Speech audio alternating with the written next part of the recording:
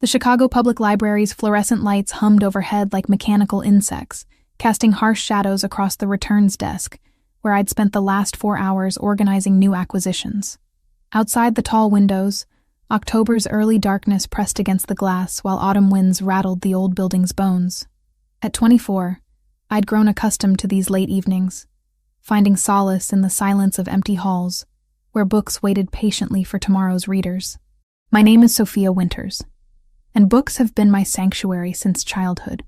When my father abandoned us when I was 12, leaving behind nothing but unpaid bills and broken promises, I discovered that fictional worlds offered more stability than reality ever could. When my mother died of cancer 2 years ago, drowning our small family in medical debt despite insurance coverage, I learned that stories could provide comfort when human relationships proved fragile and finite. The library closed at 9, but Tuesdale had given me keys to finish the new inventory.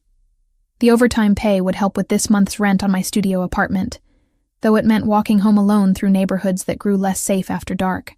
Chicago's public transportation system shut down early in my area, another casualty of budget cuts that affected working people more than city planners who made such decisions from comfortable suburban offices.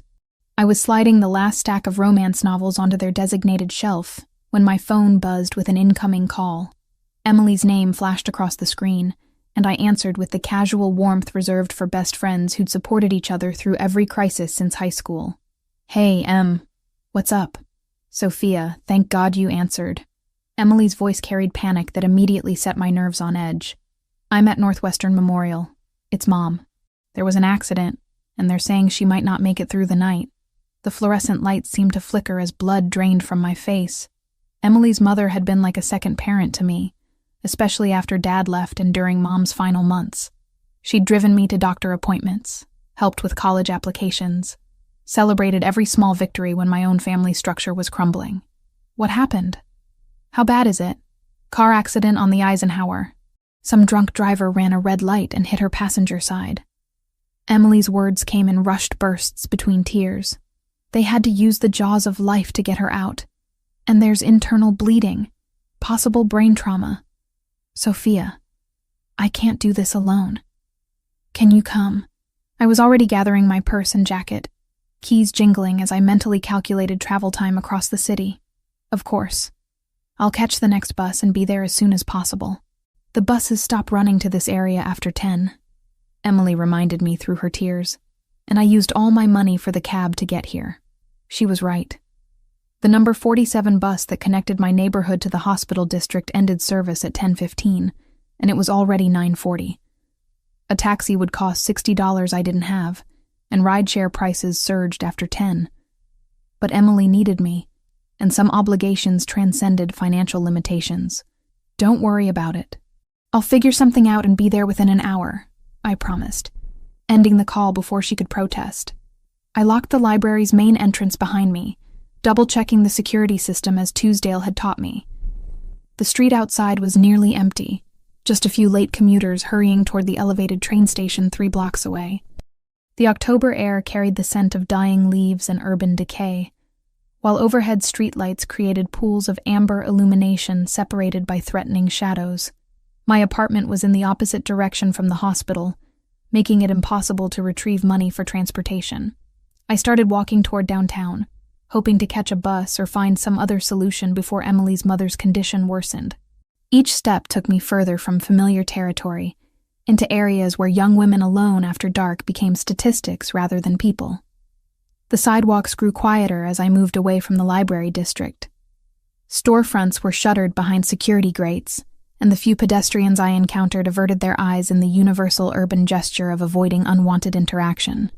My anxiety, always present but usually manageable, began its familiar climb from background nervousness toward something more consuming.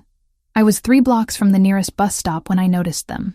2 men, walking roughly the same pace as me but maintaining distance. When I slowed, they slowed. When I crossed the street, they followed.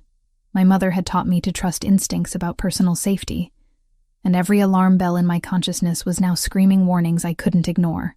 My phone buzzed with another call from Emily. I answered while walking faster, hoping my pursuers were coincidental rather than intentional. "Sophia, where are you? Mom's getting worse, and the doctors want to discuss treatment options with family. I'm walking to the bus stop, but I think someone's following me." My voice dropped to a whisper as I glanced over my shoulder. The two men had closed the distance, and something metallic glinted in one of their hands. "What?" "Sophia, get somewhere safe. Forget about coming here if you're in danger." But I couldn't forget. Emily's mother was dying, and I was the closest thing to family Emily had left. My own abandonment issues wouldn't let me become another person who failed to show up when needed most. The irony wasn't lost on me that my determination to be reliable might get me killed before I could help anyone. The men behind me quickened their pace. I could hear their footsteps now, heavy boots against wet pavement. The familiar tightness began in my chest, that precursor to panic attacks that had plagued me since Mother's death. Breathing became conscious effort rather than automatic function. The world started to narrow, peripheral vision fading as my nervous system prepared for fight or flight, but there was nowhere to run, and no one to fight for me. I fumbled for my keys, holding them between my fingers as a makeshift weapon, while simultaneously trying to dial emergency services. The phone slipped from my suddenly sweaty palm, clattering onto the concrete as my pursuers broke into a run. That's when everything collapsed. My chest constricted like a fist closing around my lungs. The streetlights blurred into streaks of amber and white. My legs gave out, and I fell to my knees on the wet sidewalk, gasping for air that felt thick as water. Panic attack in full bloom, rendering me helpless while danger approached. I heard car doors slam, angry voices, then sudden silence. When consciousness flickered back, I was being lifted by strong arms, carried toward a vehicle idling at the curb. Through the haze of residual panic, I caught a glimpse of my rescuer. Dark hair, expensive suit, eyes like winter storm clouds. "Where am I?" I managed to whisper, as he placed me carefully in the passenger seat of what appeared to be a luxury sedan. His voice was deep, controlled, carrying authority that seemed to reshape the very air around us. "Safe, for now. Don't fight me. You nearly died out there." The car pulled away from the curb, leaving behind the two men who'd been following me. Through the rear window, I watched them standing beneath a streetlight, looking confused and oddly defeated. Whatever had just happened, it involved more than a simple rescue from random street crime. As we drove through Chicago's late-night streets, I studied my mysterious savior in the dashboard's glow. He was handsome in the way that suggested both refinement and danger, with sharp cheekbones and a jaw that looked carved from granite. His hands on the steering wheel bore expensive rings, and everything about his presence suggested someone accustomed to being obeyed without question. "Thank you," I said, though the words felt inadequate for whatever had just transpired. He glanced at me, those storm-gray eyes assessing in ways that made me feel exposed despite being fully clothed. "Thank me when you understand what you're truly safe from." I awakened to sunlight streaming through windows that belonged in an architectural magazine rather than the cramped studio apartment I called home. The bed beneath me felt like floating on clouds, Egyptian cotton sheets that probably cost more than my monthly rent, supporting a mattress that conformed to every curve of my body with luxurious precision. For a disorienting moment, I wondered if I was still dreaming, caught between the panic attack that had claimed my consciousness and whatever strange reality I'd awakened into. The bedroom surrounding me spoke of wealth that existed in different stratospheres than my own experience. Hardwood floors gleamed with the patina of careful maintenance, while original artwork adorned walls painted in colors that suggested professional interior design. Through floor-to-ceiling windows, I could see Lake Michigan stretching toward the horizon, which meant this residence sat in one of Chicago's most exclusive neighborhoods. Memory returned in fragments, collapsing on the sidewalk, strong arms lifting me, a voice promising safety. My rescuer from the previous night remained a mystery wrapped in expensive suits and storm-gray eyes. Where was I? And more importantly, why had a stranger brought me to what appeared to be his home rather than a hospital? The door opened with silent efficiency, admitting a man in his 50s wearing scrubs that marked him as medical personnel. Behind him walked my mysterious rescuer, looking even more imposing in daylight than he had in the sedan's amber glow. Sleep had done nothing to diminish his presence. If anything, the combination of tailored clothing and natural authority made him seem larger, more dangerous, completely at ease in surroundings that left me feeling displaced and vulnerable. "Miss Winters," the medical professional said, checking readings on a tablet while approaching the bed. "I'm Dr. Reeves. How are you feeling this morning?" The casual use of my surname sent chills down my spine. I hadn't given my name to anyone, yet these strangers possessed information about my identity that suggested investigation rather than coincidence. "How do you know who I am?" My rescuer stepped forward, dismissing the doctor with a subtle gesture that spoke of someone accustomed to commanding obedience without effort. When we were alone, he studied me with the same intensity I remembered from our brief car conversation, as if cataloging details for purposes I couldn't fathom. "Information is easy to acquire when you have the right resources," he said, settling into a chair that positioned him close enough to seem intimate but far enough to avoid appearing threatening. "Sophia Winters, 24 years old, librarian at Chicago Public Library's main branch. Lives alone in a studio apartment on North Clark. Orphaned mother died 2 years ago from cancer. Father absent since age 12. Each detail felt like a violation, confirmation that my privacy had been systematically dismantled by someone with capabilities far beyond normal citizen reach. "What gives you the right to investigate me without permission? The same right that saved your life last night." His response carried no apology, only the matter-of-fact certainty of someone who viewed privacy as a luxury he couldn't afford to grant. "Those men following you weren't random predators looking for an easy target." Fear crawled up my throat as implications sank in. I'd assumed my near assault was opportunistic crime, the kind of random violence that plagued urban areas after dark. The suggestion of something more deliberate transformed last night from bad luck into targeted threat. "What do you mean?" Instead of answering immediately, he reached into his suit jacket and withdrew a phone, scrolling through what appeared to be surveillance footage. The screen showed grainy images of 2 men watching the library entrance, then following me as I walked toward downtown. Their behavior suggested patience and planning, rather than spontaneous criminal activity. "Professional surveillance, not street criminals hunting for purses and jewelry," he explained, handing me the phone so I could see the evidence. "Someone wanted you followed, possibly taken. The panic attack that incapacitated you prevented us from learning their ultimate objective." My hands trembled as I studied the footage, recognizing my own figure moving through familiar streets while being stalked by individuals whose faces remained partially obscured. The violation felt complete. Not only had I been hunted, but my rescue had been recorded by yet another party with resources to monitor Chicago's streets. "Who are you?" I asked, though part of me feared the answer might be more disturbing than remaining ignorant. "Dante Romano." He delivered his name like a business card, expecting recognition I didn't possess. "You collapsed outside one of my buildings while fleeing from men who intended you harm." Romano. The surname carried weight in Chicago, associated with business interests that newspapers discussed in careful euphemisms.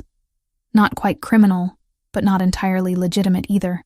The kind of family that appeared in society pages while federal investigators maintained discrete files on their activities. I was in the home of someone whose world operated by different rules than the ones that governed library science and studio apartment living. "What happens now?" I asked, surprised by how steady my voice sounded, despite the fear coursing through my system.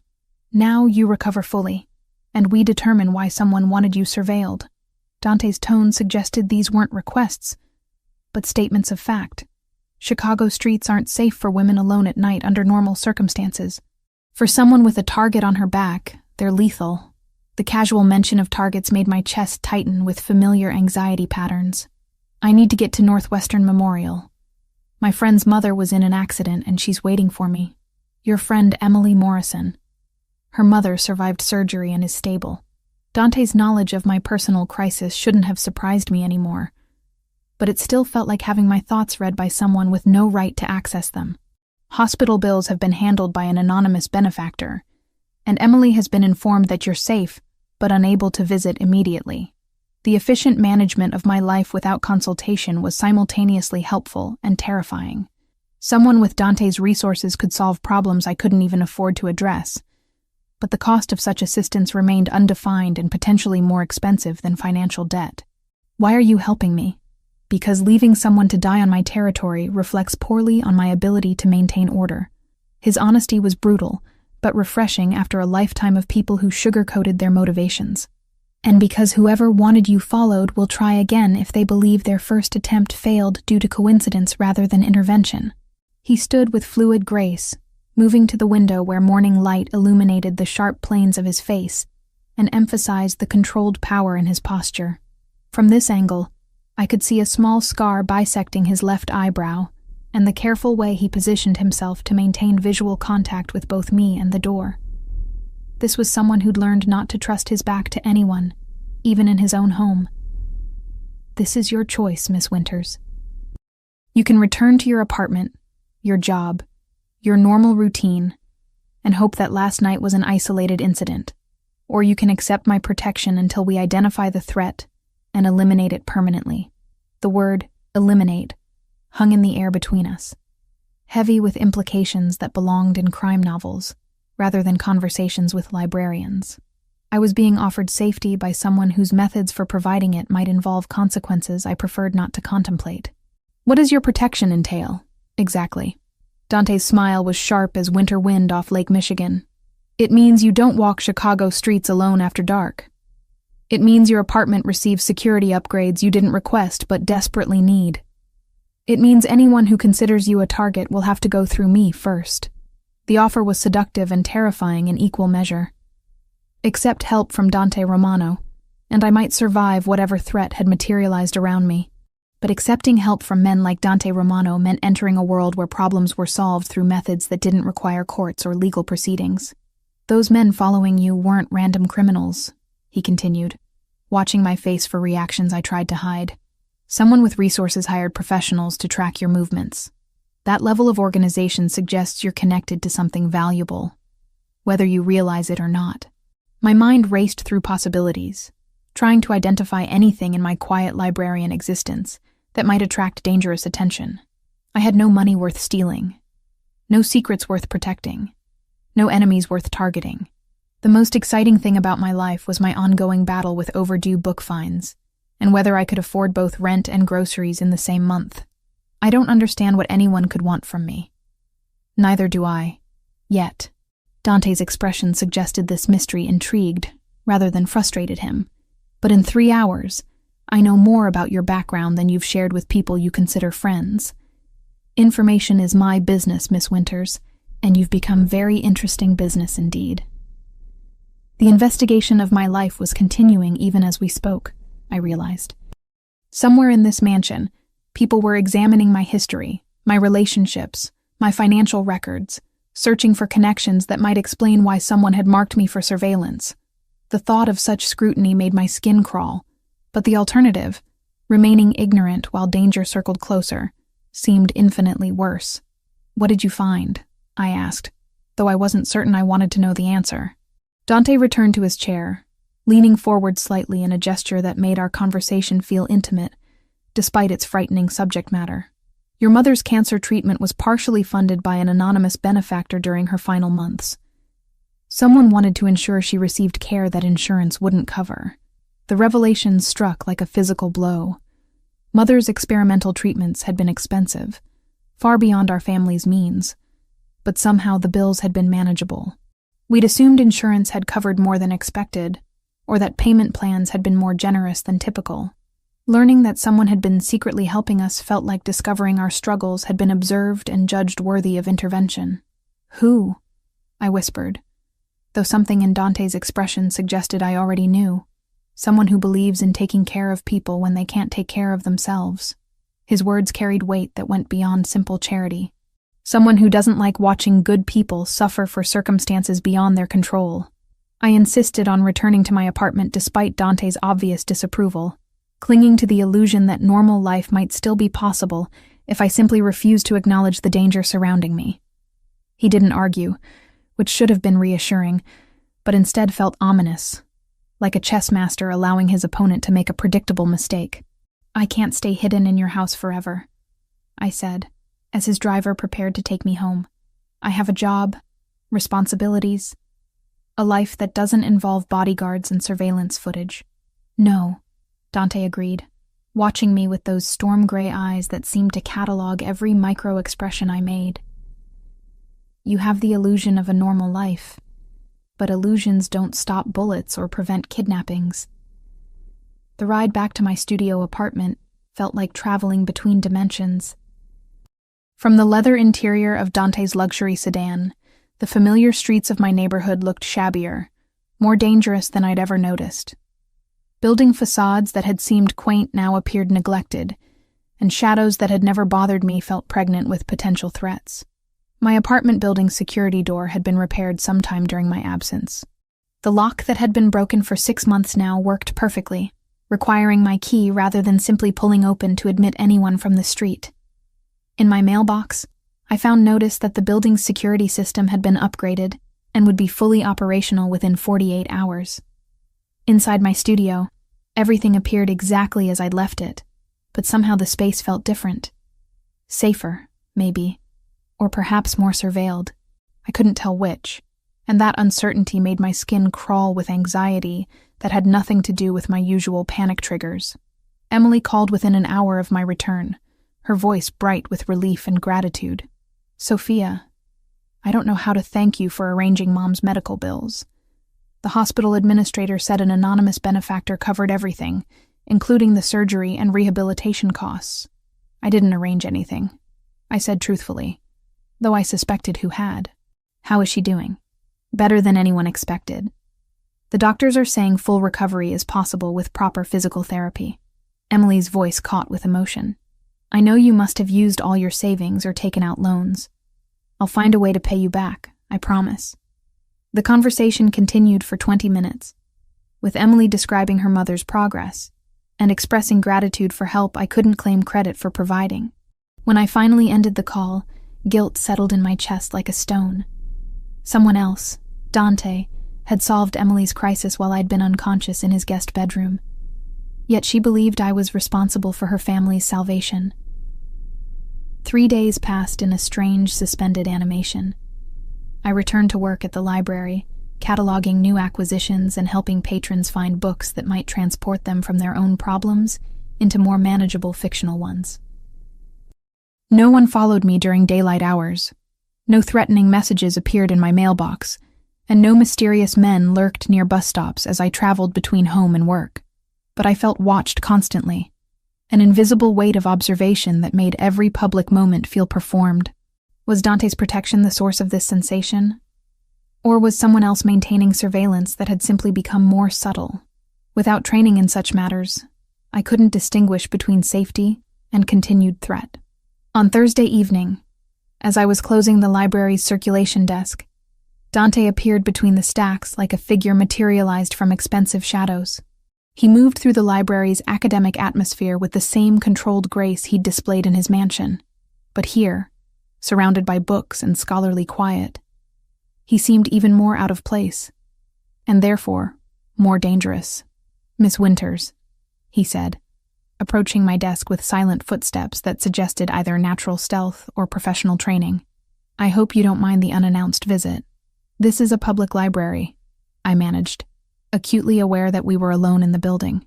Tuesdale had left an hour earlier, trusting me to handle closing procedures independently. "Anyone can walk in during business hours." "Not anyone," Dante corrected, settling into a chair across from my desk with casual authority. "Security footage shows no unauthorized visitors in the past 72 hours. Your building's new system has been very effective at discouraging unwanted attention." The revelation that he'd been monitoring the library's security feeds shouldn't have surprised me, but it still felt like discovering that privacy was a concept he didn't recognize. "You've been watching me work? I've been ensuring your safety while you insisted on maintaining normal routines." His tone suggested this distinction was important, though I couldn't see the meaningful difference between protection and surveillance when both involved cameras tracking my every movement. "And what have you concluded from your observation?" Dante leaned back in the chair, studying me with the same intensity that had characterized our every interaction. "That you genuinely believe you can return to your previous life by pretending the threat doesn't exist. It's admirable and completely naive." Heat rose in my cheeks at the casual dismissal of my attempts at normalcy. Not everyone solves problems by hiding in mansions surrounded by armed guards. "No," he agreed. Most people who refuse adequate protection end up dead or wishing they were. But you're not most people, are you, Miss Winters? Before I could ask what he meant, Dante stood and moved toward the library's rare books section, running his fingers along leather spines with surprising reverence. Among the scholarly atmosphere and towering shelves, his dangerous edge seemed temporarily softened, replaced by something that might have been genuine appreciation for learning. "I'd like to show you something," he said, turning back toward me. "Away from here, somewhere we can speak privately without concern for electronic surveillance or unexpected visitors." Every rational instinct screamed warnings about accepting further invitations from men like Dante Romano. But curiosity had always been my weakness, the drive that led me to library science and made me effective at research. The mystery of his interest in me, combined with growing awareness of threats I couldn't identify or counter alone, overrode caution. "Where?" I asked, already reaching for my purse and jacket. "Dinner, somewhere that closes for private parties when I make reservations." His smile held promises I couldn't interpret, equal parts seductive and threatening. "Trust me to feed you properly and show you something beautiful." The restaurant was unlike anything I'd ever experienced. Located in a renovated warehouse in River North, it appeared closed from the street, with no signs or visible activity. But when Dante's driver pulled to the curb, the door opened immediately, revealing an interior that belonged in European capitals rather than industrial Chicago. Crystal chandeliers cast warm light across tables set with china that probably cost more per place setting than I made in a month. A single table had been prepared in an alcove overlooking the Chicago River, positioned to provide both intimacy and visual security. The waitstaff moved with choreographed precision, appearing when needed and vanishing when conversation required privacy. "You own this place," I said, not really asking. "I own several restaurants throughout the city," Dante confirmed, pouring wine that tasted like liquid luxury into glasses that caught light like captured starlight. "This one caters to clients who value discretion above publicity." The meal was art disguised as food, each course carefully composed and perfectly seasoned, accompanied by wines that enhanced flavors I didn't know existed. Throughout dinner, Dante spoke about Chicago's history, the development of neighborhoods I'd lived in but never truly understood, the economic forces that shaped urban life for people like me. "You know a lot about the city for someone who probably doesn't ride public transportation," I observed, surprised by how natural conversation felt despite the extraordinary circumstances. "I know Chicago because it's my responsibility to understand every aspect of my territory," he replied, the word territory carrying implications that went far beyond normal business concerns. From the political structures that determine zoning laws to the individual families struggling to maintain dignity while surrounded by economic forces beyond their control. "Families like mine was," I said quietly. Something shifted in Dante's expression, a softening that made him seem more human, and therefore more dangerous to my emotional equilibrium. "Your mother fought harder than most people could manage. Cancer is a battle that requires resources many families don't possess, no matter how much love they have to give. How do you know so much about her illness?" "Because I made sure she received every possible treatment option." His honesty was gentle, but absolute. When someone dies too young from a disease that money can treat, it reflects poorly on the community that failed to help them. The casual admission that he'd been secretly helping my family for years rewrote everything I thought I knew about my own life.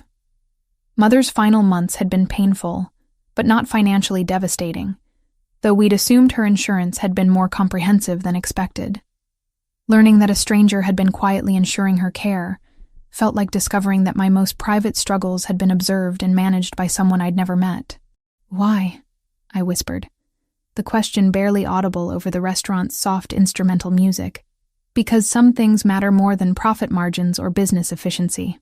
Dante's fingers traced patterns on the white tablecloth, his attention seemingly focused on the abstract design he was creating. "Because watching good people suffer when help is available violates every principle I was raised to respect." When he looked up, his eyes held vulnerability I hadn't seen before, as if admitting to charity was somehow more revealing than confessing to criminal activity. In that moment, I glimpsed the person beneath the dangerous exterior, someone who used power to protect, rather than simply to accumulate more power. "You're not what I expected," I said, surprising myself with the admission. What did you expect? Someone colder, more calculating. Less. I struggled for the right word, then settled on honesty. Less human. Dante's laugh held genuine amusement, rather than the sharp edge that characterized most of his expressions. Humanity is a luxury men in my position rarely afford themselves, but occasionally, someone comes along who makes it seem like a reasonable risk. The weight of his gaze made me feel exposed in ways that had nothing to do with physical vulnerability. We were approaching territory that felt more dangerous than the original threat that had brought us together. Emotional, rather than physical peril that could reshape my understanding of safety and desire. We should go, I said, though every instinct argued against leaving this beautiful space where danger felt distant and intimacy seemed possible. Yes, Dante agreed, but neither of us moved immediately. We should. The drive back to my apartment passed in comfortable silence, the city lights creating a kaleidoscope of color against the sedan's windows. When we arrived at my building, Dante walked me to the entrance, his presence making the familiar streets feel safer than they had since the night I'd collapsed. Thank you for dinner, I said, keys in hand but reluctant to end an evening that had transformed my understanding of the man who'd appointed himself my protector. Thank you for trusting me enough to accept the invitation. He stepped closer, not threateningly, but enough that I could smell his cologne, something expensive and masculine that made my pulse quicken. Sophia. The use of my first name rather than formal address sent warmth through my chest. Before I could analyze the sensation or consider its implications, his fingers brushed against my cheek, tracing the line of my jaw with exquisite gentleness. Sleep well, he said, stepping back before the moment could develop into something more complicated. Tomorrow we begin identifying exactly who wants you under surveillance and why. As I watched his sedan disappear into Chicago's late-night traffic, I realized that accepting Dante Romano's protection had changed more than just my security status. It had awakened possibilities I'd never allowed myself to imagine. Dangerous attractions that threatened to be more consuming than any external threat I might face. The flowers arrived on Friday morning, delivered to the library's main desk while I was helping a graduate student locate obscure poetry collections. A massive arrangement of black roses and white lilies, beautiful in a way that suggested both elegance and menace. The delivery man waited while I signed for them, his professional demeanor masking obvious discomfort with whatever message he'd been hired to convey. Inside the arrangement, nestled among the expensive blooms, was a card written in elegant script. Beautiful things deserve beautiful endings. Some stories conclude whether the reader is ready or not. My hands trembled as I read the message twice, then a third time, hoping the words would somehow rearrange themselves into something less threatening. But the meaning remained crystal clear. Someone was watching me. Someone who viewed my existence as a narrative they had the power to conclude. Tuesdale emerged from the reference section, took one look at the flowers and my pale face, and immediately reached for the phone. I'm calling security, he said, though we both knew the library's elderly security guard was better equipped to handle noisy teenagers than genuine threats. Don't, I said quickly, surprising myself with the firmness in my voice. I need to handle this through other channels. I called Dante from the staff room, my fingers shaking as I dialed the number he'd given me for emergencies. He answered on the first ring, as if he'd been expecting this exact conversation. What happened? No greeting, no pleasantries, just immediate focus on potential danger. Flowers, with a message. I read him the card's contents, hearing my own voice grow steadier as I spoke. Something about Dante's controlled attention helped center my spinning thoughts. Don't touch them again. Don't throw them away. I'm sending Marco to collect everything for analysis. The background noise on his end suggested movement, preparations being made with the efficiency of someone accustomed to crisis management. Are you safe where you are right now? I looked around the library's familiar interior, suddenly seeing it through different eyes. Wide windows that offered clear sightlines for anyone watching from the street. Multiple entrances that would be impossible to monitor simultaneously. Stacks of books that could conceal someone moving between floors. I don't know anymore. Stay exactly where you are. Marco will be there in 15 minutes, and he's bringing backup. Dante's voice carried the same controlled authority I'd grown to associate with safety. But underneath it, I detected something new, anger that felt personal rather than professional. Whoever sent those flowers made a mistake by escalating to direct contact. Marco arrived with 2 other men, all wearing suits that couldn't quite hide the fact that they were armed and extremely alert. They moved through the library with practiced efficiency, collecting the flowers and photographing everything while maintaining casual conversation with Tuesdale about library security and neighborhood safety. "Miss Winters," Marco said quietly, approaching my desk while his companions completed their work. "Mr. Romano wants you to understand that this changes the situation significantly." "How?"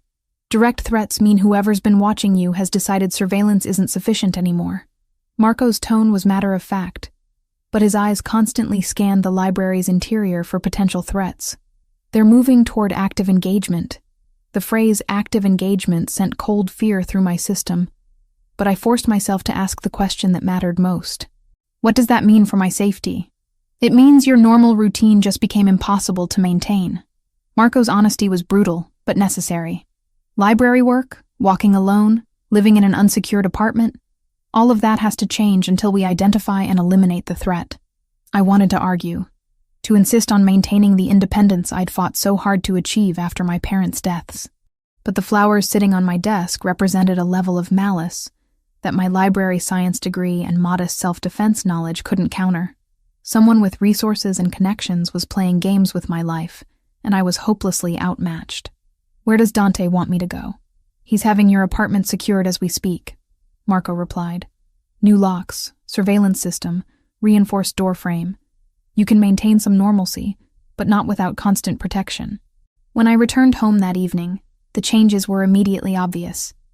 The building's entrance now required a keycard rather than just a working lock, and security cameras had been installed at every entry point. Inside my studio apartment, motion sensors and window alarms created an invisible network of electronic protection that would alert Dante's people to any unauthorized access.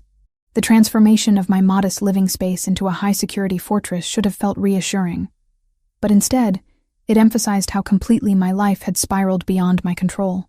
I was living in a cage made of safety measures, protected, but no longer free to move through the world without considering threats I couldn't see or understand.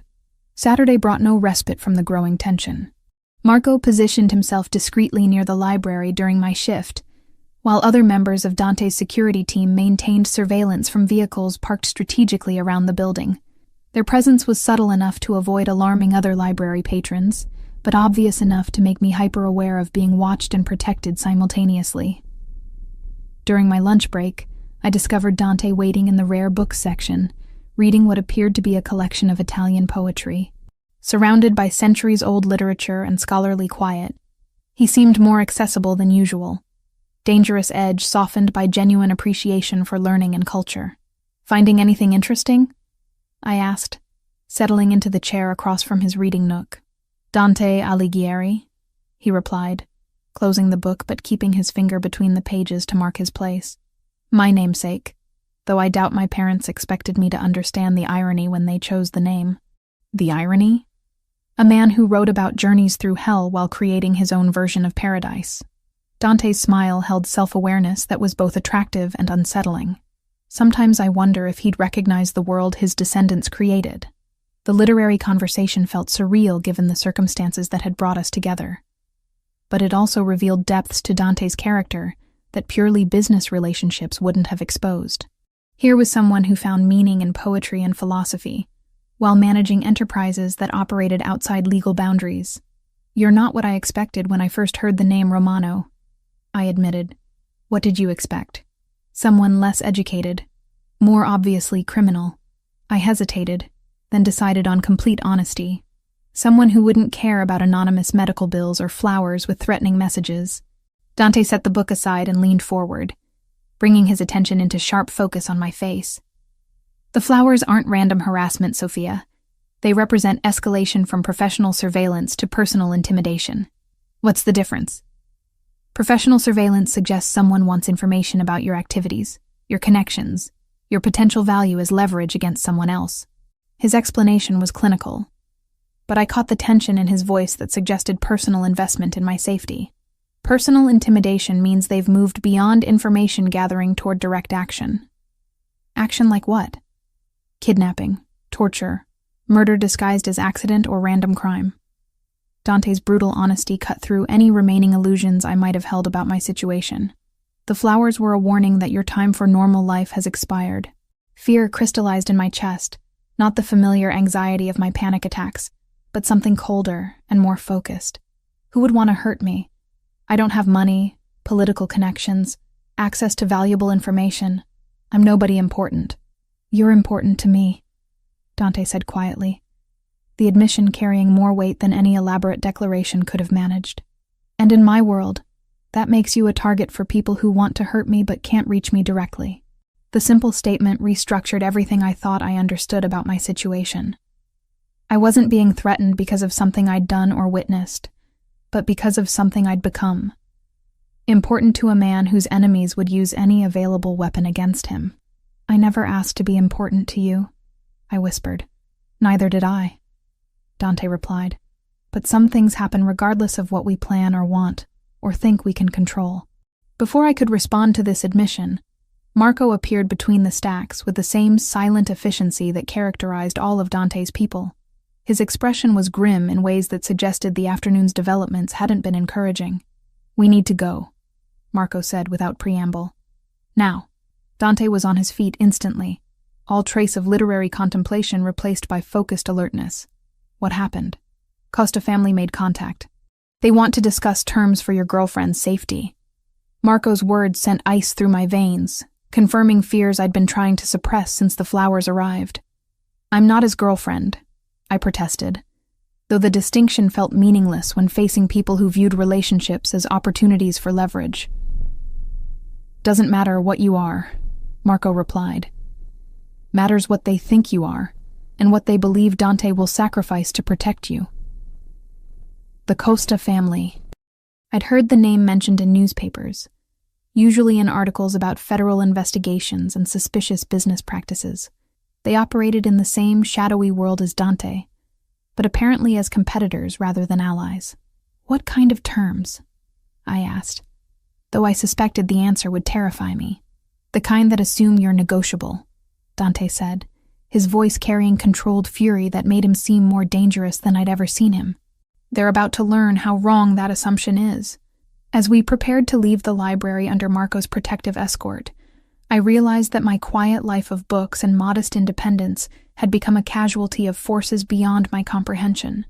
But looking at Dante's face as he processed the Costa family's threat, I also understood that someone was prepared to wage war to protect me from consequences I'd never chosen, but could no longer escape.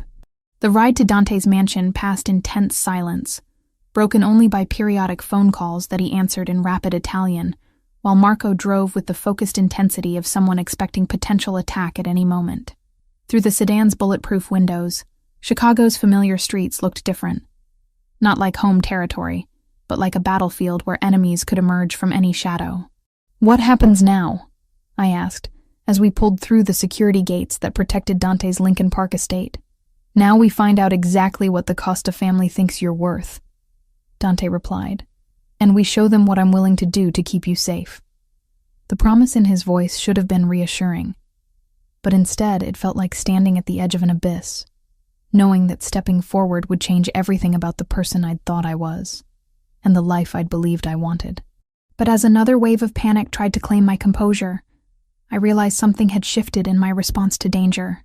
Instead of collapsing into helplessness, I felt a strange clarity settle over my thoughts.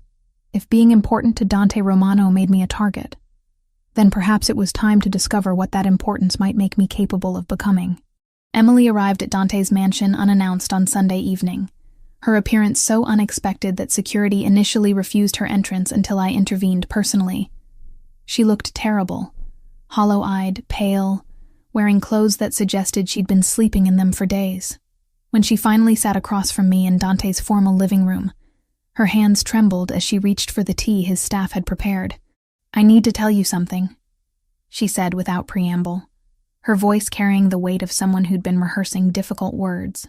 Something I should have said years ago, but I was too scared, too ashamed, too desperate to find another way. Dread settled in my stomach like cold stone. Emily had been my closest friend since high school, the only person who'd known about my panic attacks, who'd helped me through Mother's illness, who'd celebrated every small victory in my carefully reconstructed life. If she was here, looking like guilt personified, then the foundation of trust I'd built my adult relationships on was about to crumble. "What is it, Em?" "My family owes money.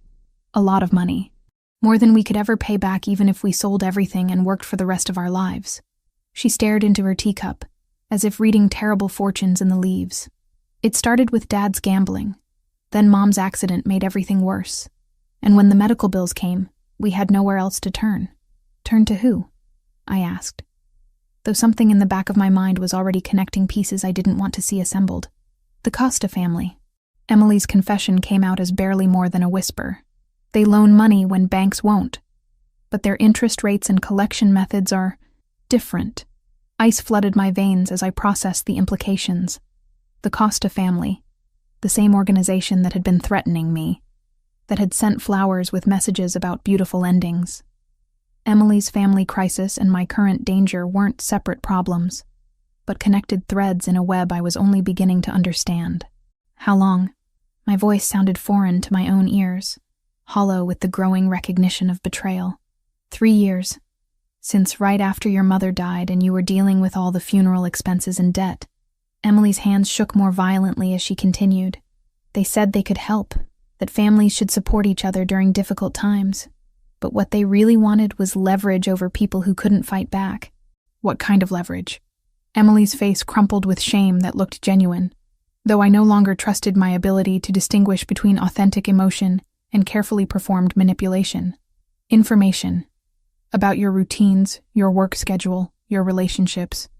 They said it was harmless, just wanting to know that you were safe and stable. The systematic violation felt worse than physical assault. For 3 years, my most private moments had been reported to people who viewed my life as potential ammunition against someone else. Every conversation with Emily had been filtered through calculations about what information might be valuable to the Costa family's interests. "You've been spying on me for 3 years?" The question emerged with surprising calm, though fury was building beneath the surface like pressure in a sealed container. "Not spying. Just staying close. Being a good friend who happened to mention things in casual conversation." Emily's distinction felt pathetic even as she offered it. "They never asked me to hurt you or put you in danger. They just wanted to know about your daily life. Until recently." Emily's silence confirmed what I'd already suspected. The escalation from passive surveillance to active threats meant her handlers had moved beyond information gathering toward more direct action. "What changed?" I pressed. "What made them decide observation wasn't sufficient anymore?" "Dante Romano." Emily's voice broke completely as she spoke his name. "When they realized you were connected to him, everything became more urgent. They said you were in a position to provide valuable intelligence about his operations, his security procedures, his personal vulnerabilities. So they asked you to get closer to me, to dig deeper." "They didn't ask." Emily's correction was fierce but desperate. "They threatened. Mom's medical treatment, our house, my little brother's college fund. Everything we care about hangs on our cooperation with their requests." I stood abruptly, pacing to the window that offered views of Lake Michigan while I processed the magnitude of Emily's betrayal. My best friend, the person I'd trusted with my deepest fears and most private struggles, had been reporting my activities to criminals who wanted to use that information against someone I was growing to care about. "The flowers," I said, turning back toward Emily. "Did you tell them about my panic attacks? About how specific triggers can incapacitate me?" Emily's guilty expression confirmed my suspicions. "They asked about your emotional responses to stress, whether certain situations might make you more cooperative or easier to manage." The clinical way she described my psychological vulnerabilities made me feel like a laboratory specimen being studied for weaknesses. Every panic attack I'd confided in her, every moment of vulnerability I'd shared during Mother's illness, had been cataloged and reported to people who viewed my mental health as tactical intelligence. "Where's the wire?" I asked suddenly, the question occurring to me with crystalline clarity. "What?" "The recording device. The way you're positioned, The careful word choices.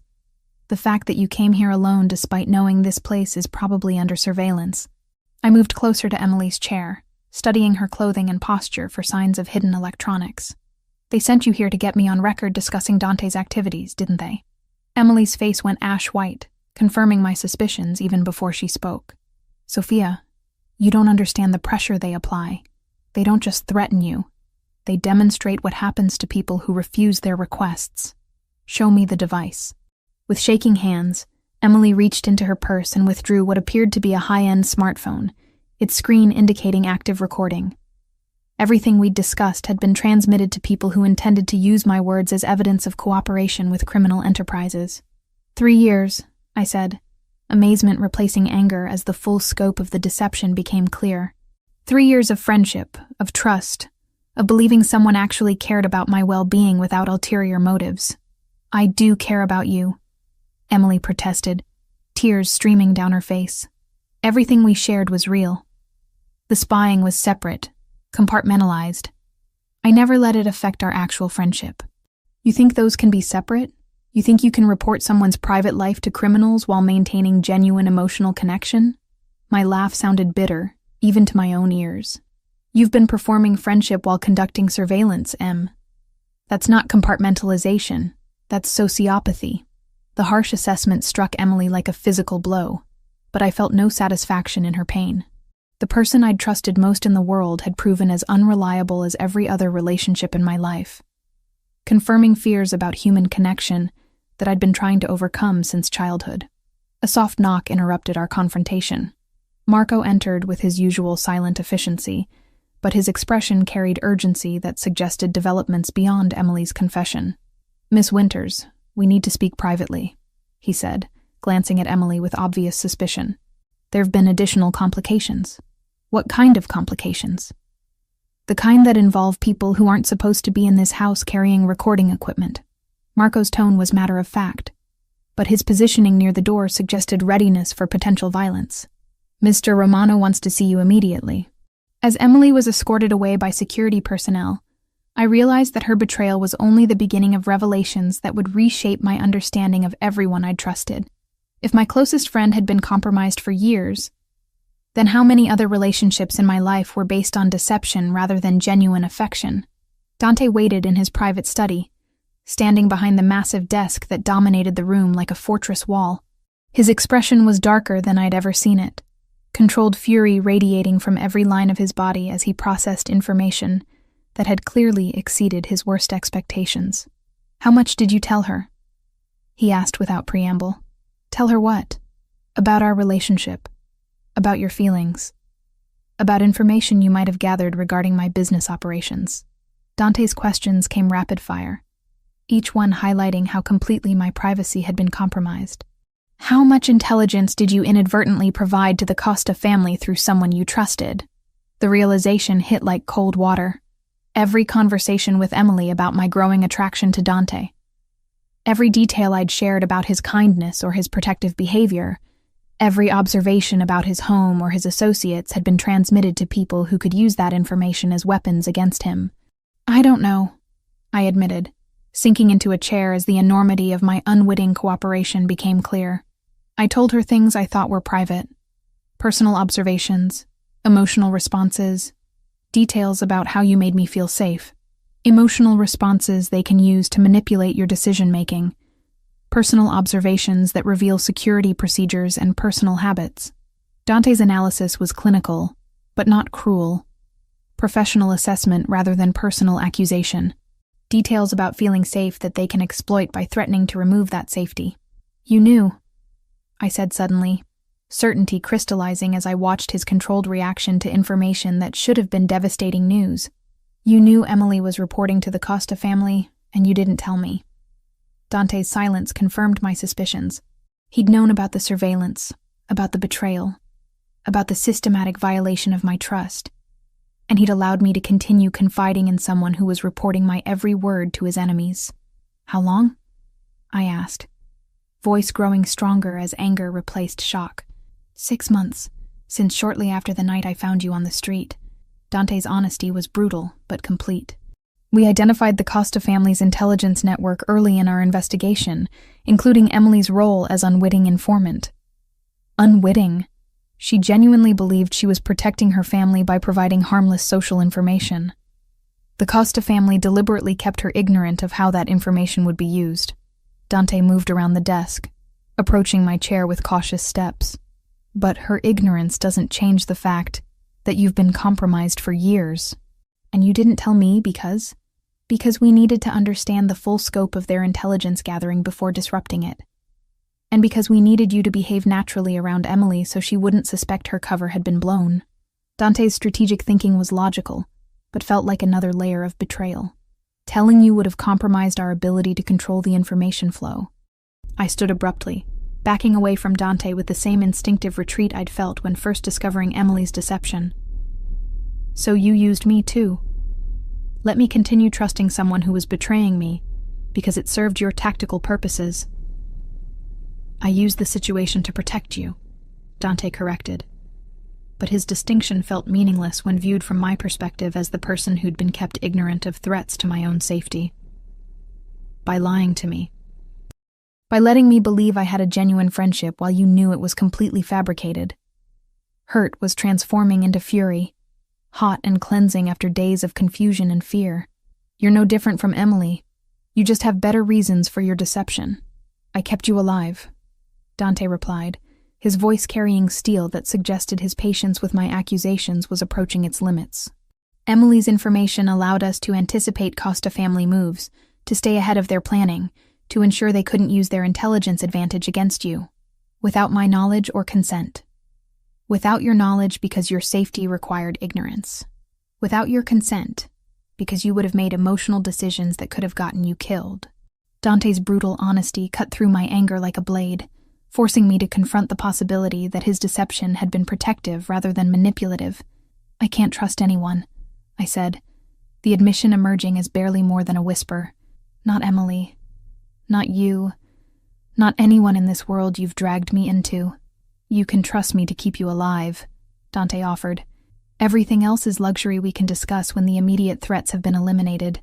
But survival without trust felt like existing rather than living. And I'd spent too many years building relationships on the foundation of honest communication to accept that honesty was now impossible.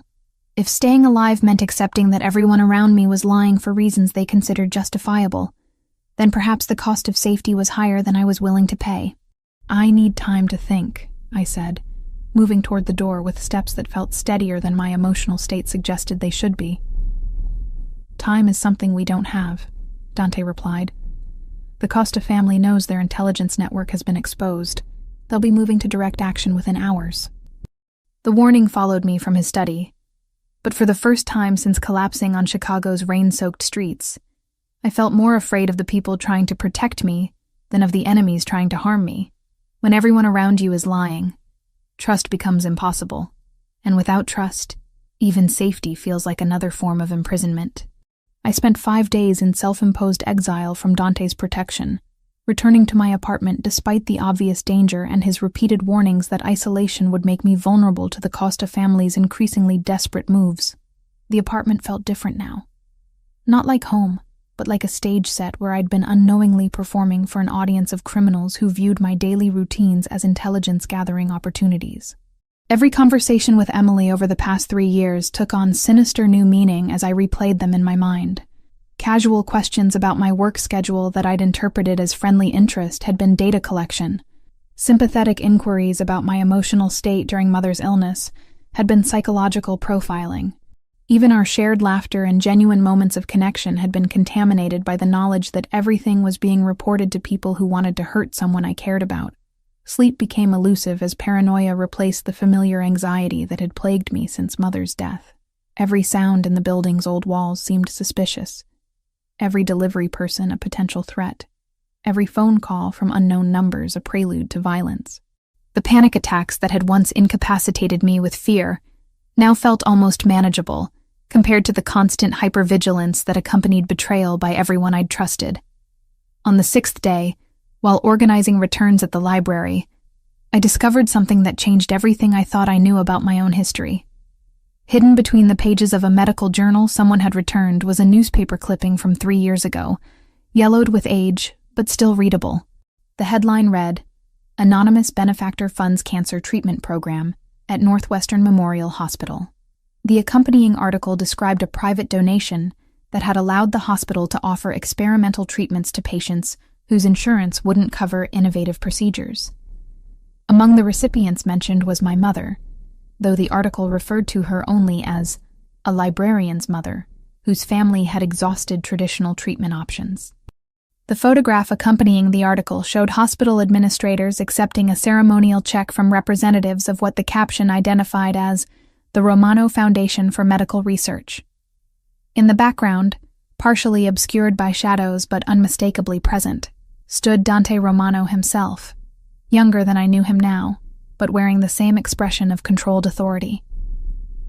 My hands trembled as I studied the image, understanding finally clicking into place with devastating clarity. Dante hadn't helped my family from a distance as a stranger making charitable donations. He'd been personally involved in ensuring my mother received care, present at ceremonies I'd never been told about, actively engaged in managing her treatment in ways that went far beyond anonymous financial assistance. The revelation restructured everything I thought I understood about our relationship. His protection hadn't begun the night I collapsed in the rain. It had started years earlier, during my family's most desperate moment, when I'd been too overwhelmed with grief and medical crises to notice that miracles were being orchestrated by someone with both the resources and motivation to help. I called the number he'd given me for emergencies, my finger hovering over the contact for several minutes before finally pressing dial.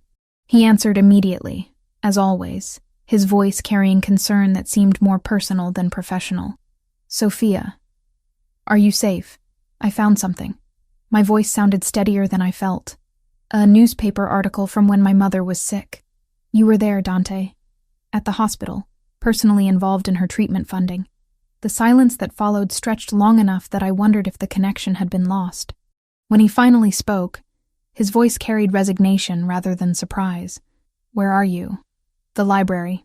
Hiding in the rare books section because it feels like the only place in Chicago where no one's watching me. Stay there. I'm coming to get you.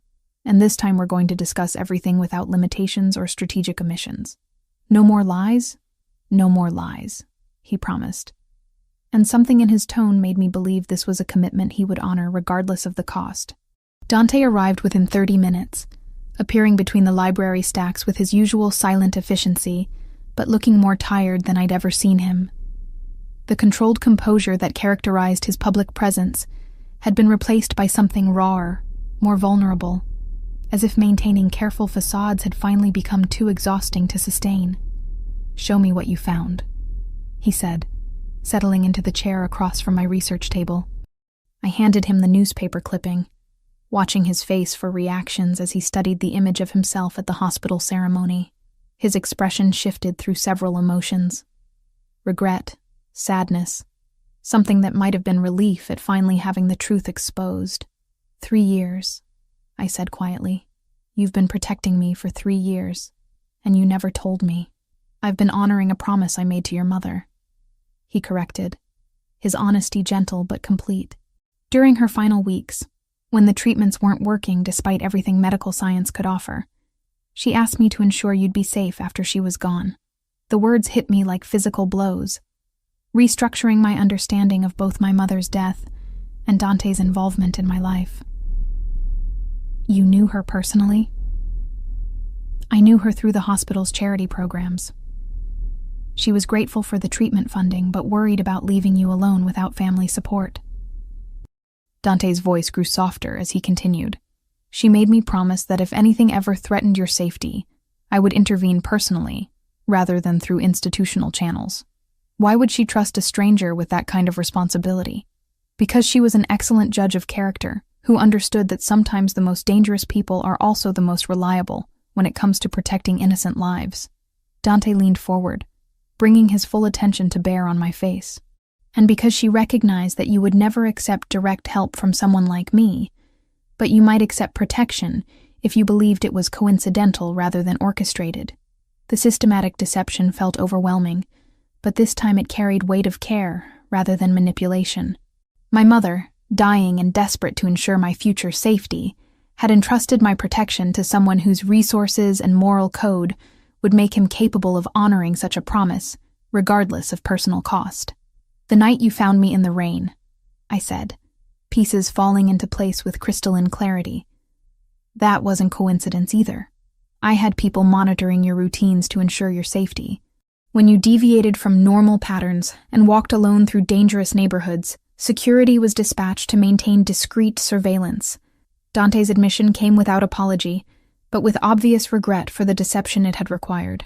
"Finding you collapse from a panic attack while being followed by potential threats activated protocols your mother and I had hoped would never be necessary. So everything between us has been built on lies. Everything between us has been built on a foundation of protection that required strategic omissions to be effective," Dante corrected. "But the emotions, the attraction, the growing connection, none of that was fabricated or manipulated." I studied his face for signs of deception, applying every psychological technique I'd learned for reading human behavior under stress. What I saw was exhaustion from maintaining necessary lies, mixed with genuine relief at finally being able to speak honestly about motivations that had driven years of covert protection. "Marco," I said suddenly, another piece clicking into place. "His sister. The Costa family threatened her to force his cooperation, but you've known about his divided loyalty for months. Marco came to me when the Costas first approached him. His sister's safety was never actually at risk because we moved her to protective custody the day after their initial contact."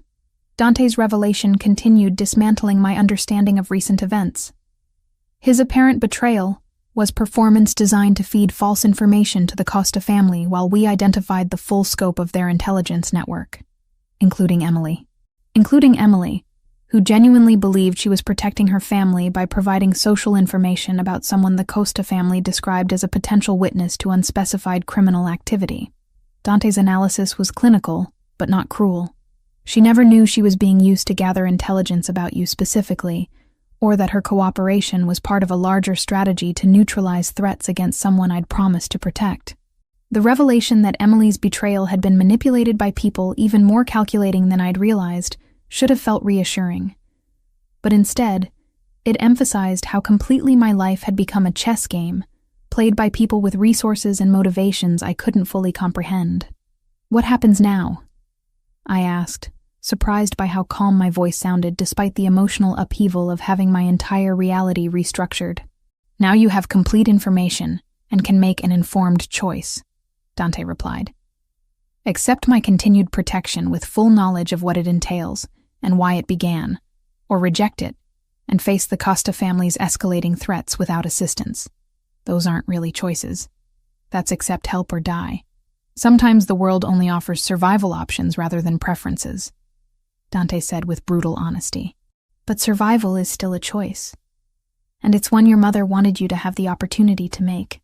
I looked around the library's familiar interior, the stacks where I'd found refuge during every crisis, the research tables where I'd spent countless hours losing myself in other people's stories, the quiet corners where books had provided more reliable companionship than human relationships. This place represented everything I'd built my adult identity around, but it also represented limitations that might no longer be adequate for the person I was becoming. "If I choose your protection," I said carefully, "what does that mean for us personally? It means we find out what exists between us when it's not complicated by strategic deceptions or manufactured emergencies." Dante's smile held promise that felt more dangerous than any external threat I'd faced. "It means we discover whether what we feel for each other can survive complete honesty about who we are and what we're willing to do for each other." The offer was seductive and terrifying in equal measure. Accept Dante's protection and enter a world where violence was always one decision away, where power was maintained through methods that didn't require legal proceedings, where love itself might become a weapon used by enemies seeking leverage. But reject his help and face threats I couldn't counter alone, abandoning not just safety, but the possibility of discovering what we might build together. "The Costa family," I said, needing to understand the scope of immediate dangers before making longer-term commitments. "What exactly do they want from me now that their intelligence gathering has been exposed?" "Direct access to information about my operations, my security procedures, my personal vulnerabilities. Dante's assessment was matter of fact, but sobering. Or failing that, they want to use your continued existence as leverage to force concessions in business territories they're trying to acquire. Meaning? Meaning they'll keep you alive only as long as your suffering can be used to manipulate my decision-making, he said with controlled fury that made him seem more dangerous than I'd ever seen him. The moment they decide you're no longer useful for psychological warfare, you become a liability to be eliminated. The clinical description of my value as a hostage should have triggered another panic attack. But instead, I felt a strange clarity settle over my thoughts. The Costa family viewed me as expendable ammunition in a war I'd never chosen to join. But their mistake was assuming that being expendable meant being powerless. "I choose you," I said, the words emerging with conviction that surprised me. "I choose this dangerous life because it's the only real choice I have. And I choose to fight rather than hide." Dante's expression shifted through surprise, relief, and something that looked like pride. Fighting means accepting that you'll need to do things that contradict everything you thought you knew about yourself. "Then I guess I'll discover who I really am when everything familiar gets stripped away," I replied, feeling strength I didn't know I possessed, flowing through my voice. "But I'd rather face that discovery with you than face certain death alone." As we prepared to leave the library together, I realized that my quiet life of books and solitary independence had been an illusion maintained by someone else's protection. But perhaps illusions were simply preparation for realities we weren't ready to accept. And now that truth was finally within reach, I could choose to embrace, rather than fear whatever came next. The abandoned warehouse in Chicago's industrial district felt like the end of the world, surrounded by rusted shipping containers and broken streetlights that created pools of darkness perfect for concealing violence. 3 weeks of careful planning had led to this moment. The Costa family's final desperate gambit to salvage their position by forcing a confrontation that would determine not just my fate, but the balance of power between Chicago's criminal organizations. I sat bound to a metal chair in the warehouse's center, my wrists secured with zip ties that cut into my skin whenever I moved. The concrete floor beneath me was stained with substances I preferred not to identify, while overhead fluorescent lights flickered with electrical problems that cast everything in unstable, stuttering illumination. Vincent Costa paced around me like a predator circling wounded prey, his expensive suit incongruous against the industrial decay surrounding us. He was older than I'd expected, maybe 60, with silver hair and the kind of cold authority that spoke of decades spent making life-and-death decisions without hesitation or regret. "Miss Winters," he said, his voice carrying cultured tones that belonged in boardrooms rather than warehouses scheduled for demolition. "I hope you understand that none of this is personal. You're simply the most effective pressure point available for influencing Mr. Romano's business decisions." 50 feet away, Emily and a young woman I didn't recognize, Marco's sister, I realized, were secured to similar chairs, both looking terrified, but unharmed. Their presence served as additional leverage, multiple hostages to complicate any rescue attempt, and ensure Dante's compliance with whatever terms Vincent intended to propose. "What do you want?" I asked, surprised by how steady my voice sounded despite the zip ties and the very real possibility that I might not survive the next hour. "Simple territorial concessions," Vincent replied, consulting an expensive watch that probably cost more than my annual salary.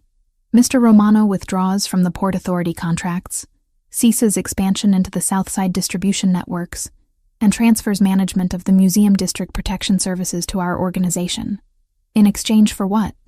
Your continued existence, and theirs." He gestured toward Emily and Marco's sister with casual indifference. Though I should mention that Mr. Romano's compliance isn't the only factor determining whether you leave here alive. Before I could ask what he meant, the warehouse's main entrance burst open with explosive force. Dante appeared in the doorway, flanked by Marco and 8 other men, all moving with the coordinated precision of military special forces. They spread through the space with practiced efficiency, taking positions behind shipping containers and machinery that provided cover while maintaining clear firing lines. "Vincent," Dante called across the warehouse, his voice carrying the same controlled authority I'd grown to associate with safety. "Let's discuss this like civilized businessmen." "Civilized businessmen don't kidnap innocent women to resolve commercial disputes," Vincent replied, positioning himself behind my chair where Dante's people couldn't get a clear shot without risking my safety. Civilized businessmen also don't threaten families to force cooperation from their subordinates, Dante countered, and I caught sight of him between the containers, looking more dangerous than I'd ever seen him.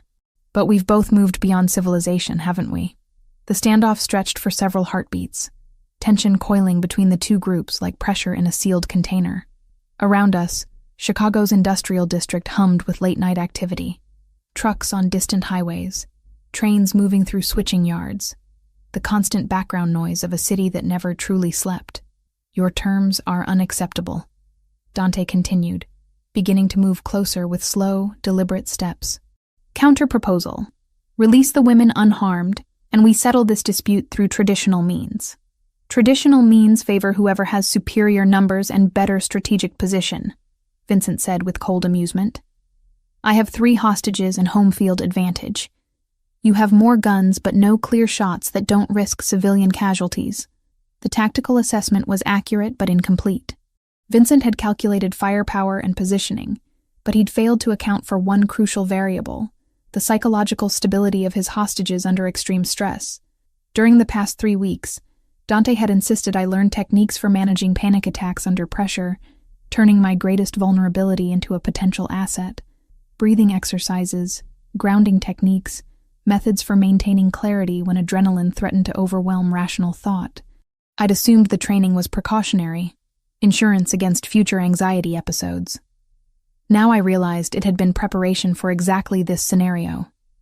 Instead of letting fear consume my ability to think clearly, I forced myself to catalog every detail of our surroundings.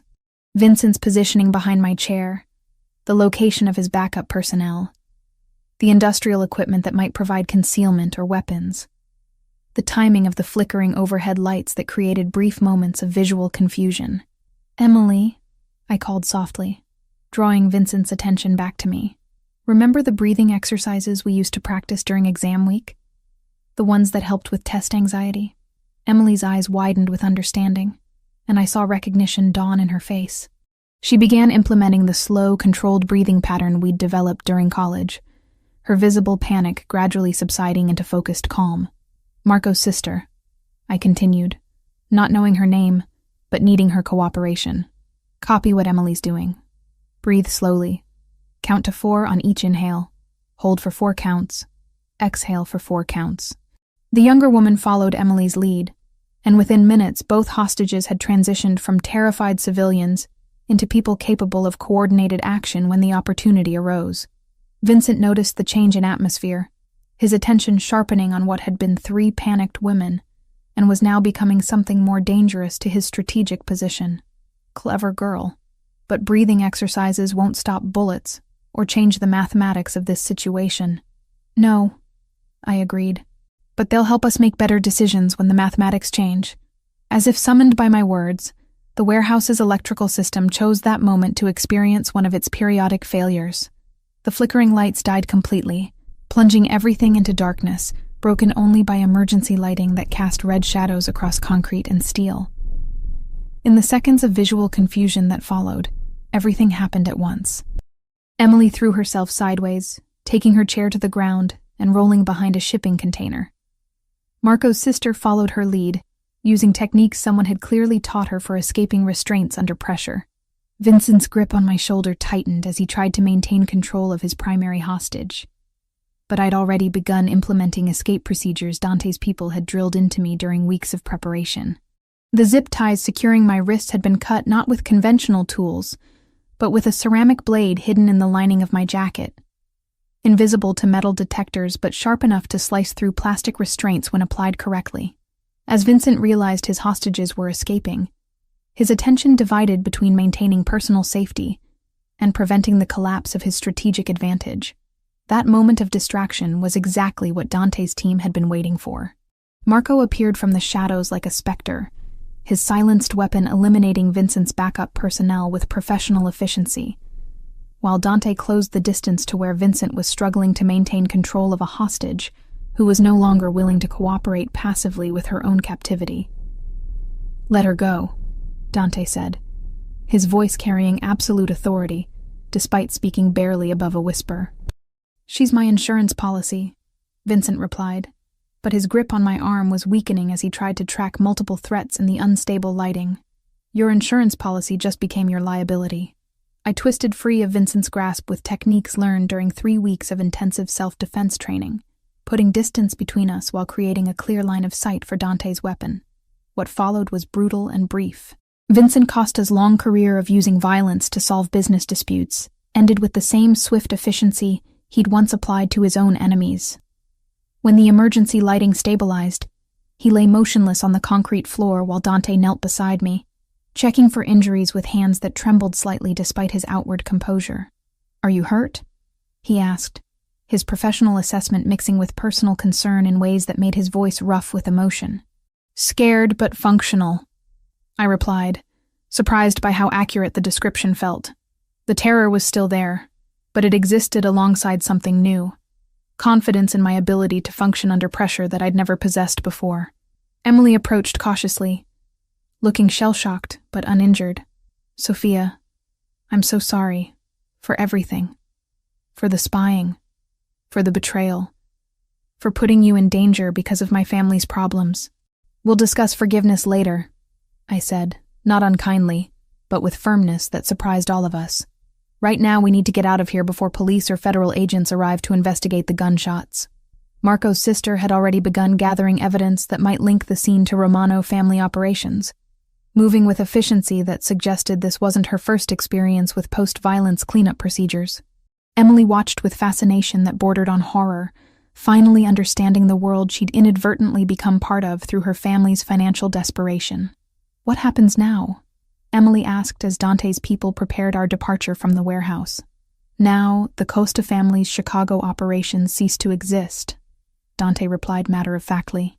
"Their territory gets redistributed among organizations capable of managing it without kidnapping civilians to resolve commercial disputes." "And us?" Dante looked at me with expression I couldn't quite interpret, something that might have been pride mixed with relief and anticipation. "That depends on what Sophia wants to do with the person she's discovered she can become under pressure." As we left the industrial district behind, driving through Chicago's late-night streets toward whatever future awaited us, I realized that the scared librarian who'd collapsed from a panic attack in the rain had died somewhere between accepting Dante's protection and fighting her way out of Vincent Costa's warehouse. The woman who remained was someone I was still getting to know, but someone who felt capable of building a life worth fighting for. The warehouse had been a test of everything I'd learned about myself over the past month. About trust and betrayal, about strength and vulnerability, about the difference between surviving and living. I'd passed that test not through violence, but through refusing to let fear consume my ability to think clearly when others needed me to remain functional. "Where are we going?" I asked as the city lights blurred past the sedan's bulletproof windows. "Home," Dante replied. And for the first time since this entire ordeal began, the word felt like a destination, rather than just a location, to discover what we can build together now that we both know exactly who we're choosing to become. 14 months later, I stood in the floor-to-ceiling windows of our renovated warehouse in River North, watching Chicago's morning rush hour unfold 40 stories below, while our daughter moved gently within me, responding to the city's vibrations with tiny kicks that never failed to make me smile. The view encompassed everything that had become important in my life. The library district where my old existence had ended, the industrial areas where new strength had been forged, the Lake Michigan shoreline that represented endless possibilities stretching toward horizons I was still learning to navigate. The transformation of my life over the past year had been more complete than I could have imagined when I'd first awakened in Dante's guest bedroom, terrified and disoriented, but unaware that safety could evolve into something far more profound than mere survival. The woman reflected in the window bore little resemblance to the librarian who'd collapsed from a panic attack in the rain, though books remained central to my identity in ways I'd never expected. "Mrs. Romano," came a voice from behind me, spoken with the respectful formality that had replaced the casual familiarity of my previous life. "The morning briefing is ready whenever you'd like to begin." I turned to find James, our personal assistant, holding a tablet containing updates on the various educational and cultural initiatives that had become my primary responsibility within Dante's expanding business empire. What had begun as a way to legitimize Romano family operations through charitable work had evolved into something more meaningful, genuine community investment that served both pragmatic and altruistic purposes. "How's the literacy program performing?" I asked, settling into the chair behind my desk, which had been positioned to offer commanding views of both the Chicago skyline and the private library that occupied nearly half of our top-floor office space. "Beyond projections," James replied, his enthusiasm genuine despite his professional demeanor. "The South Side Center's report reading comprehension improvements of 30% among participants, while the job placement program has achieved an 85% success rate. The numbers represented more than statistics.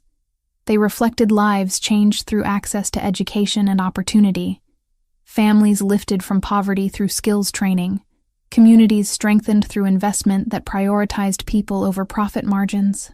It was work that fulfilled me in ways that checking out library books never had, challenging and meaningful in equal measure." "And the museum partnership?" "The Romano Foundation's funding for the Chicago History Museum's Immigrant Experience exhibit has generated significant positive media attention. Mayor's office called it a model for private sector community engagement in yesterday's press conference." I smiled at the political praise, understanding its implications for Dante's broader business interests. Legitimate cultural investments provided excellent cover for less conventional operations while serving genuine public good. The balance between pragmatic necessity and authentic philanthropy had become one of the most satisfying aspects of my evolving role. Dante appeared in the office doorway with his usual silent efficiency, though his expression carried warmth rather than the controlled authority that characterized his business demeanor. Marriage had softened some of his sharper edges, while amplifying the protective instincts that had drawn me to him despite the danger he represented. "Good morning, beautiful," he said, approaching my chair with steps that seemed choreographed to avoid startling me, despite the fact that surprise attacks were no longer a realistic concern in our carefully secured environment. "Good morning, husband." The title still felt new on my tongue, weighted with implications I was still learning to navigate. "How did the Port Authority meeting go?" "Smoothly. The new contracts will increase legitimate shipping traffic by 40%, while providing additional employment opportunities for neighborhoods that need economic development." Dante's explanation was delivered with the matter-of-fact tone he used for business updates, but I caught the satisfaction in his voice at achieving goals that served multiple purposes simultaneously. The integration of legal and illegal enterprises within Romano family operations had accelerated since Vincent Costa's elimination, with territory expansion focusing more on legitimate business opportunities than traditional criminal revenue streams. It was evolution rather than abandonment of family traditions, adaptation that preserved essential elements while reducing unnecessary risks. "Marco's sister wants to discuss expanding the youth mentorship program," I mentioned, consulting my notes from the previous day's meetings. "She thinks we could double enrollment if we add after-school components to the weekend workshops." "Approved. Whatever resources she needs." Dante's immediate agreement reflected both trust in my judgment and genuine commitment to programs that created alternatives to criminal recruitment for young people in economically disadvantaged areas. The Youth Mentorship Initiative had begun as strategic community relations, but evolved into something more personal after witnessing its impact on families struggling with the same poverty and limited opportunities that had defined my own childhood. These programs represented investment in futures that might otherwise be lost to violence or desperation, prevention rather than punishment, as an approach to community safety. "Dr. Martinez called about the anxiety research grant," I continued, referencing another project that combined personal experience with professional expertise. "The preliminary studies on panic attack management in high-stress environments are showing promising results. Your techniques? Modified for broader application. The breathing and grounding methods that helped me function during crisis situations are being adapted for first responders, military personnel, healthcare workers, anyone whose job requires maintaining clarity under extreme pressure. The transformation of my greatest vulnerability into a tool for helping others had been one of the most unexpected developments of the past year. My experience with panic attacks, once a source of shame and limitation, now contributed to research that might prevent others from experiencing the same helplessness I'd once felt when anxiety overwhelmed rational thought." A soft knock interrupted our morning planning session. Emily entered with a folder of documents, her appearance professional, but relaxed in ways that reflected her successful transition from reluctant informant to trusted employee. The Romano Foundation's educational programs had provided her with legitimate work that utilized her organizational skills while keeping her close enough for friendship to gradually heal the damage caused by her family's desperate choices. "The quarterly financial reports are ready for review," she said, placing the folder on my desk with movements that had gained confidence over the past year. "Revenue from legitimate operations is up 18%, while charitable expenditures are on track to meet the annual goals you set. The financial success of our legitimate businesses had exceeded even Dante's optimistic projections, proving that community investment could be profitable as well as beneficial. Museums, libraries, educational centers, job training programs, all generated both social good and positive cash flow while providing perfect cover for the more traditional aspects of Romano family operations. "How's your mother's recovery progressing?" I asked, genuine concern mixing with professional interest in Emily's personal situation. "Remarkably well. The physical therapy has helped her regain most of her mobility, and she started volunteering at the senior center we helped establish in her neighborhood." Emily's gratitude was evident, but no longer desperate, replaced by the natural appreciation of someone whose family had been helped during crisis rather than exploited for intelligence purposes. The restoration of trust between Emily and me had been gradual, built through shared work on projects that mattered to both of us, rather than forced reconciliation. She understood that friendship with someone in my position came with certain limitations and responsibilities, while I'd learned that betrayal motivated by family desperation was qualitatively different from betrayal motivated by greed or malice. "Excellent. Make sure she knows the Foundation's medical coverage extends to preventive care as well as emergency treatment. The comprehensive healthcare program for employees and their families had been one of my first initiatives, inspired by memories of my own family's struggles with medical costs that insurance wouldn't cover. After Emily departed to handle the day's administrative tasks, Dante and I retreated to the private section of our office, a comfortable seating area surrounded by floor-to-ceiling bookshelves that housed both rare first editions and contemporary works on psychology, education, and community development.